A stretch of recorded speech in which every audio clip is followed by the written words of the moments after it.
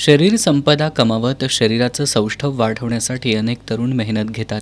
या मेहनतीतून कमावलेल्या शरीर संपदेसाठी या तरुणांना बरंच काही गमवावं लागतं. याचा फारसा विचार होत नाही.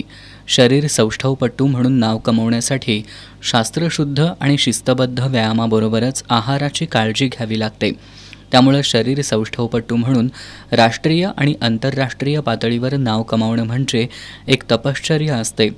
कोल्हापूरच्या युवराज जाधव या तरुणानं साऊथ एशियन बॉडी बिल्डिंग चॅम्पियनशिपमध्ये नुकतंच रौप्यपदक पटकावलंय.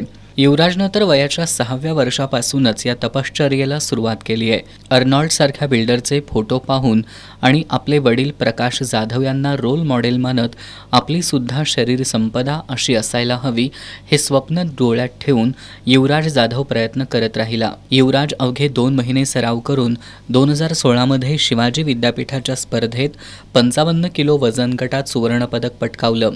पुढं सुवर्णपदकाची हॅट्रिक साधत तो चॅम्पियन ऑफ चॅम्पियन किताबाचा मानकरी ठरला.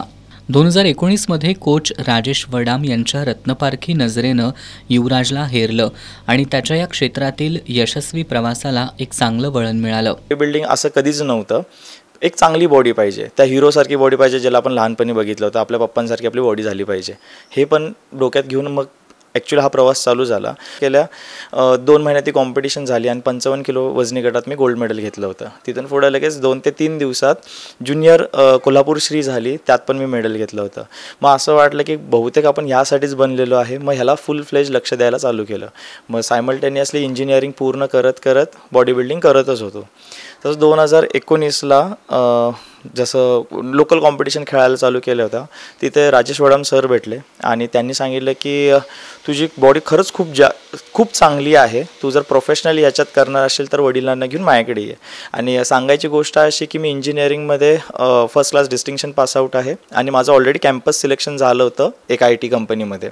बाळ तू जे जॉब तुला मिळालेला आहे तो कधीही करशील किंवा पुढे मला तुझ्यावरती एवढी खात्री आहे की तू परत तो जॉब करशील. पण एकदा बॉडी बिल्डिंगला मी तुला 2 वर्ष देतो, बघ तुला काय वाटतं. तुझ्याकडून झेपलं तर कर, नसेल तर तू परत जॉबला जाऊ शकतोस. आणि मग आलो मी ह्याच्यात आणि पुन्हा परत तो जो मेडल घ्यायचा सिलसिला आहे तो चालूच झाला. युवराजनं आतापर्यंत 20हून अधिक जिल्हास्तरीय, 35हून अधिक पश्चिम महाराष्ट्रस्तरीय, 3 राष्ट्रीय आणि 2 आंतरराष्ट्रीय स्पर्धांमध्ये पदकं मिळवली असून 2022 सालच्या मिस्टर वर्ल्ड स्पर्धेत टॉप 6मध्ये स्थान मिळवलं आहे.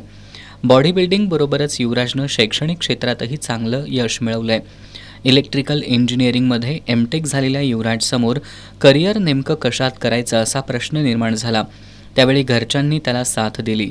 वडील प्रकाश जाधव यांनी आपली बॉडी बिल्डिंगमधील अपुरी स्वप्न युवराज पूर्ण करेल या विश्वासानं त्याला भक्कम पाठबळ दिलं. ॲक्च्युली आम्ही तराजूमध्ये कॅल्क्युलेट करूनच त्याला देत असतो, कारण त्याचं डेली होणारं एक्झर्शन, त्याचे लॉस होणारे कॅलरीज ह्या सगळ्याचा अभ्यास करून त्याला ते देणं आणि त्याच्यामध्ये सातत्य ठेवणं आणि ते करत असताना त्याची मानसिक त्याला पाठबळ देणं हे पण तितकंच गरजेचं. आणि ह्या सर्व गोष्टी आम्ही कुटुंबातले सर्व लोक सांभाळतो. आजचा जर दगदगी जीवनाचा विचार जर केला तर सगळ्यात जास्त महत्त्व आहे आरोग्याला. आणि आपण दिवसेंदिवस बघतो की आरोग्याचं किती महत्त्व वाढत चाललेलं आहे. आणि घरात पहिल्यापासून आमचा हा सगळा वातावरण असल्यामुळं माझं असं ध्येय होतं की मी कुठंच कॉम्पीट करू शकलो नाही, पण मुलगा कुठेतरी कॉम्पीट व्हायला पाहिजे ह्या दृष्टीने मी प्रयत्न केला आणि त्याला तसं घडवलं. युवराजचं यश डोळे दिपवणारं असलं तरी त्या पाठीमागची त्याची मेहनत खूप कष्टप्रद आहे. युवराजला स्पर्धेच्या वेळी दिवसातून 6 ते 7 तास तर इतर वेळी दिवसातून 2 तास वर्कआउट करावा लागतो. दिवसाला 800 ते 1000 रुपये खाण्यापिण्यावर खर्च करावे लागतात. गेल्या 8 वर्षात त्यानं वर्कआउट आणि डाएटमध्ये कधीही खंड पडू दिलेला नाही. बॉडी बिल्डिंगमधील सर्वोच्च यशाचा पाठलाग करताना युवराजला शरीर संपदा कमावताना मानसिक स्वास्थ्य जपण्यासाठी सुद्धा लक्ष द्यावं लागतं.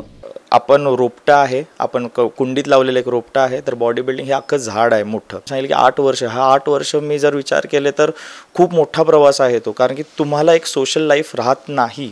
बऱ्याचदा कसं राहतं, आपले तर कार्यक्रम आहे, आपल्याला तिथे जायचं असतं, पण आपण जाऊ शकत नाही कारण की माझा वर्कआउट आला, माझं डाएट आलं आणि झोप म्हणजे तुम्हाला कंपल्सरी झोप घ्यायलाच लागते. तुम्ही अगदी रोबोटसारखे राहता. आणि ही जर एक लाईफ आहे तर ही लाईफ एक बॉक्समध्ये राहिल्यासारखी लाईफ आहे.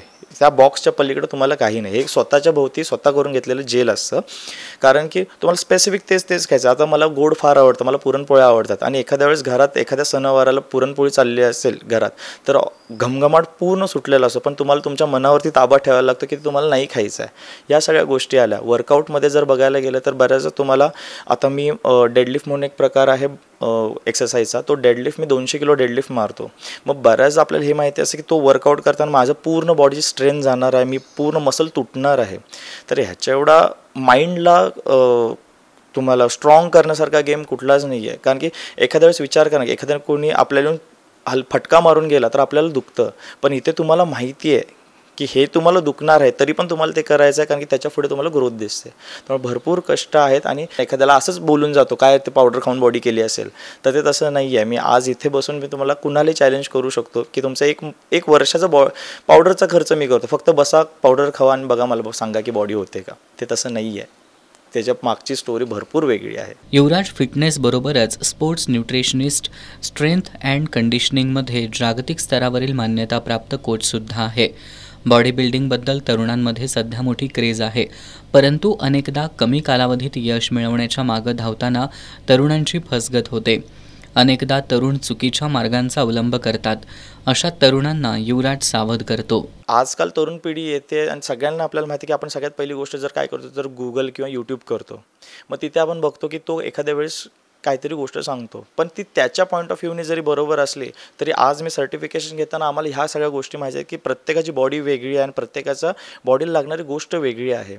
असं कसं होतं की मी जिममध्ये बघतो की कोणी आलं, एखाद्याला बघतं त्यांना लाज वाटते की बाबा मी 2च्या डंबेलने कसं मारू, तो 10 किलोच्या डंबेलने मारतो, मला लोक हसतील. तर हे प्लीज तुम्ही डोक्यातनं काढून टाका. तुम्ही स्वतःचं कॉम्पिटिशन स्वतःला ठेवा.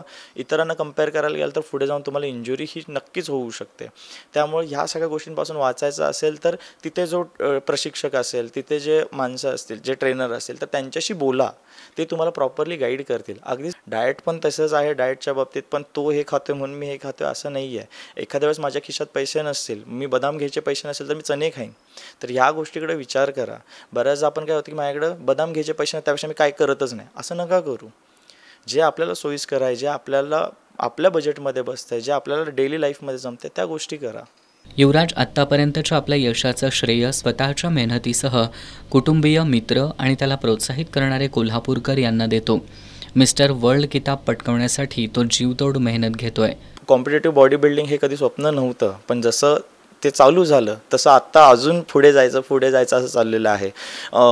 तर आता मी एशिया घेतलेली आहे. मी लास्ट टाईम वर्ल्डला गेलो होतो थायलंडला, त्यावेळेस टॉप 6मध्ये आलो. मग तिथून पण आम्ही फीडबॅक घेतला की काय झालं, काय कमी पडलं. मग आता ज्या कमी पडलेल्या गोष्टी आहेत ते ह्या वर्षी पुन्हा वर्कआउट करायच्या. आणि आता एकच राहिलेलं आहे, ते एक ट्रॉफीसाठी जागा आहे. त्या ट्रॉफी मला वर्ल्डचीच आणायची आहे. मग आता इथून पुढे वर्ल्डची ट्रॉफी घ्यायची, त्याशिवाय थांबायचं नाही. युवराज आज ज्या पद्धतीनं मेहनत घेतोय आणि त्याचे वडील प्रकाश जाधव यांच्यासह सर्व कुटुंबीय त्याला ज्या भक्कमपणे साथ देत आहेत, त्यावरून मिस्टर वर्ल्ड म्हणून आपल्या नावाची घोषणा होतीये. भारताचा राष्ट्रध्वज फडकतोय, भारताचं राष्ट्रगीत सुरू आहे आणि ऊर देशाभिमानानं भरून आलाय. हे युवराजचं स्वप्न सत्यात उतरेल यात शंका नाही. एस न्यूजसाठी कॅमेरामॅन सर्वेश उरुणकरसह संगम कांबळे.